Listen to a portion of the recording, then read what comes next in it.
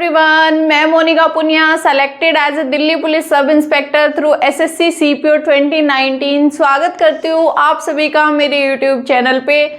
तो आज जो मैं वीडियो लेके आई हूँ आपके सामने वो लेके आई हूँ एसएससी सीपीओ से रिलेटेड। एसएससी सीपीओ में एक सीट के ऊपर कितना कंपटीशन है, आज हम ये जानने की कोशिश करेंगे और पूरी चीज़ों को समझते हुए चलेंगे कि लास्ट में आपको कितनी प्रिपरेशन करने की ज़रूरत है और कैसे आप अपनी एक ड्रीम पोस्ट तक या आप कह सकते हो किसी भी फोर्स में सब इंस्पेक्टर की पोस्ट पे पहुंच सकते हो।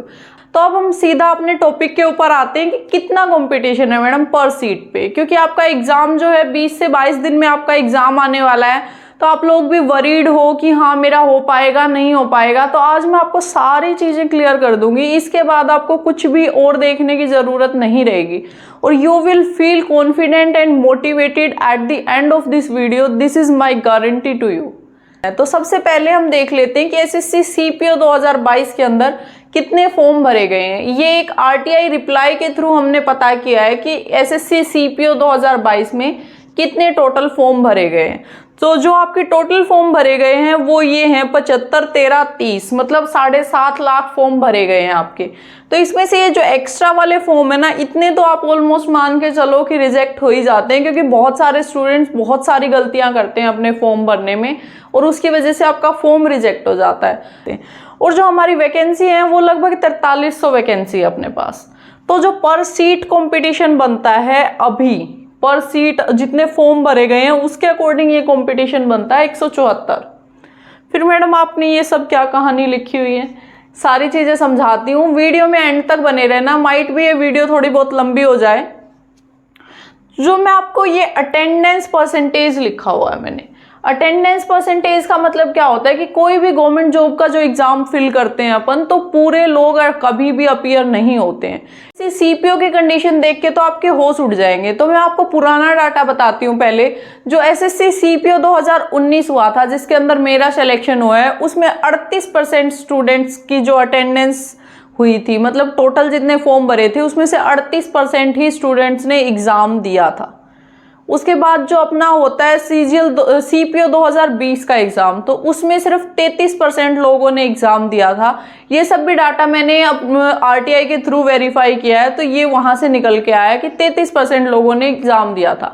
तो हम 33% नहीं मानते भाई, एसएससी का बहुत क्रेज चल रहा है, इतनी सारी वैकेंसी आई हुई हैं, बहुत सारे लोग मोटिवेटेड हैं तैयारी करने के लिए। तो हम वर्स्ट केस सिनेरियो लेके चलते हैं, या फिर ये लेके चलते हैं कि हाँ 38 से 40% लोग पेपर देंगे एसएससी सीपीओ 2022 का। ये मान सकते हो 2,80,000 समथिंग लोग आपका जो है एग्जाम के लिए अपीयर होंगे। अगर इतने लोग एग्जाम के लिए अपीयर होते हैं तो उसके बाद भी अपनी वैकेंसीज तो सेम ही है। तो अपना जो कट ऑफ बनेगी या जो पर सीट कैंडिडेट बनेंगे वो बनेंगे 66 के अराउंड। लेकिन जो आपका रियल कंपटीशन है ना, वो इन 66 से भी नहीं है। आगे चीज़ें सुन सुन के आप मतलब हैरान रह जाने वाले हो कि मतलब इतना कम कंपटीशन कैसे हो सकता है किसी एग्ज़ाम के अंदर। तो जो ये 66 कैंडिडेट्स होंगे ना, आप सभी को भी पता है कि जितने सारे कैंडिडेट फॉर्म भरते हैं उनमें से ही 50% से ज़्यादा तो नॉन सीरियस होते हैं, तभी तो ये 38% वो आते हैं अपने पास अटेंडेंस।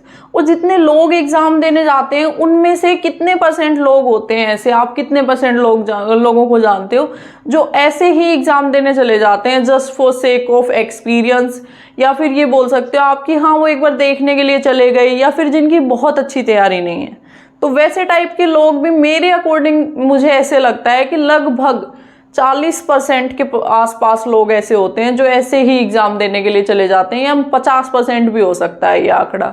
तो लगभग ये मान के चलो कि 40 लोग बचते हैं जो ठीक से तैयारी करके एग्ज़ाम को देने के लिए जाते हैं। 40 लोग बचते हैं जो ठीक से एग्ज़ाम देने जाते हैं तैयारी करके। अब इसके बाद जो चीज़ें होंगी वो आपको मैं बताती हूँ। 40 लोगों का कंपटीशन है जब आप टियर 1 दे रहे होगे। उसके बाद अपना जो टियर 1 की कट ऑफ आती है उसमें लगभग 15% कैंडिडेट्स को क्वालिफाई किया जाता है। आप पिछले साल का डाटा भी उठा के देख सकते हो। लगभग 1500 समथिंग वैकेंसी थी और 27,000 लोग क्वालिफाई हुए थे। सीपीओ 2020 का आप रिजल्ट देखोगे तो अपने पास ये 4300 समथिंग वैकेंसी है, तो इसके 15 गुना लोगों को बुलाया जाएगा जब आपका टियर 1 हो जाएगा फिजिकल एग्जामिनेशन के लिए। तो 15 गुना लोगों को बुलाया जाएगा। इसका क्या वैलिडेशन है, ये एसएससी का रूल है, एसएससी बोलती है ये चीज़, और ये प्रूफ भी कर सकते हो आप अपना 19 का और 20 का डाटा उठा के देख सकते हो। 19 में जो 20 का एग्जाम हुआ था उसके अंदर लगभग 1500 वैकेंसी थी और 27,000 समथिंग लोगों ने एग्जाम को क्वालिफाई किया था। तो ऑलमोस्ट 15% स्टूडेंट्स को 15 टाइम्स स्टूडेंट्स को बुलाया जाता है। तो अभी अगर हम 15 टाइम्स स्टूडेंट्स को बुलाते हैं तो फिजिकल के बाद पर सीट कितना कंपटीशन हो जाएगा, 15, क्योंकि एक सीट के लिए 15 गुना लोगों को बुलाया तो 15 कंपटीशन हो गया। लेकिन रियल कंपटीशन आपका ये भी नहीं है। रियल कंपटीशन जो कट होगा वो यहाँ होगा, क्योंकि जो एसएससी सीपीओ का अपना फिजिकल होता है ना, वो जो लोग फिजिकली फिट है उनके लिए तो बहुत ही ईजी होता है। लेकिन जो अपने एसएससी में स्टूडेंट्स होते हैं वो मेजरली होते हैं पूरा टाइम बैठ के पढ़ने वाले, तो उनसे फिजिकल बिल्कुल ही नहीं हो पाता। मैं सीपीओ 2019 का आपको एग्जाम्पल देती हूँ। जब मैं अपना फिजिकल एग्जाम दे रही थी, तो जिस दिन मैं फिजिकल एग्जाम दे रही थी तो 150 गर्ल्स को वहाँ पे कॉल किया गया था। 150 गर्ल्स में से जो हमारा अटेंडेंस थी वो थी 60 गर्ल्स अपीयर हुई थी वहाँ पे फिजिकल एग्जाम देने के लिए। उसके बाद जो रिजल्ट हुआ था वो भी आप देखोगे कि वो भी बिल्कुल ही डिफरेंट था। 60 गर्ल्स में से ओनली 22 गर्ल्स क्वालिफाई कर पाई थी, जो अपना फिजिकल एग्जामिनेशन होता है। फिजिकल एग्जामिनेशन के बाद क्या बचता है आपका, फिजिकल एग्जामिनेशन के बाद हमारे पास बचता है पीएसटी, जिसको फिजिकल स्टैंडर्ड टेस्ट बोलते हैं, जिसके अंदर भी 1 से 2 स्टूडेंट्स निकल जाते हैं। हमारे केस में 2 स्टूडेंट्स की हाइट कंप्लीट नहीं हुई थी, वेट का कोई भी मेजर इशू नहीं रहता, हाइट कंप्लीट नहीं हुई थी, तो 2 स्टूडेंट वहां पे निकल गए थे। 150 में से सिर्फ 150 में से सिर्फ 20 स्टूडेंट्स को क्वालिफाई कर पाए थे, जो अपना वो था फिजिकल एग्जामिनेशन पास होके जो टियर 2 के लिए जाने वाले थे वो सिर्फ 20% थे। और जो एवरेज सिलेक्शन रेट रहता है आफ्टर फिजिकल वो 15 से वो मान के चलो आप 20% के बीच रहता है। हम वर्स्ट केस सिनेरियो लेके चलते हैं कि 20% ही लोग क्वालिफाई करेंगे आफ्टर फिजिकल एग्जाम। 20% लोगों ने आपका फिजिकल क्वालिफाई कर लिया तो 3 स्टूडेंट्स पर सीट पे कंपटीशन बच गया। जब आप मेंस देने जाओगे तो आपका कंपटीशन 3 स्टूडेंट पर सीट पे बच गया है। अब क्या होगा कि बहुत सारे स्टूडेंट्स ऐसे होते हैं जिनका फिजिकल अच्छा होता है लेकिन उनकी इंग्लिश बहुत वीक होती है। इंग्लिश बहुत वीक वाले मेरे को ऐसे लगता है 3 में से 1 स्टूडेंट ऐसा मिल जाएगा हमें जिनकी इंग्लिश बहुत वीक होती है। तो सीट पे कंपटीशन कितना बच गया, 2 पर सीट पे कंपटीशन 2 लोगों का बच गया। 2 लोगों के बाद कंपटीशन टियर 2 हो गया आपका। टियर 2 होने के बाद भी ऑलमोस्ट सारे लोगों को ही कॉल कर लिया जाता है, कुछ लोग छोड़ दिए जाते हैं मेडिकल में। मेडिकल में जो सिलेक्शन रेशियो होता है, मेडिकल में लगभग ज़्यादा नहीं मान के चलो तो आप ये मान के चलो 10 से 15% के बीच में आपका मेडिकल में भी डिस्क्वालीफाई हो जाते हैं। मेडिकल के अंदर भी आपके 10 से 15% स्टूडेंट्स डिस्क्वालीफाई हो जाते हैं।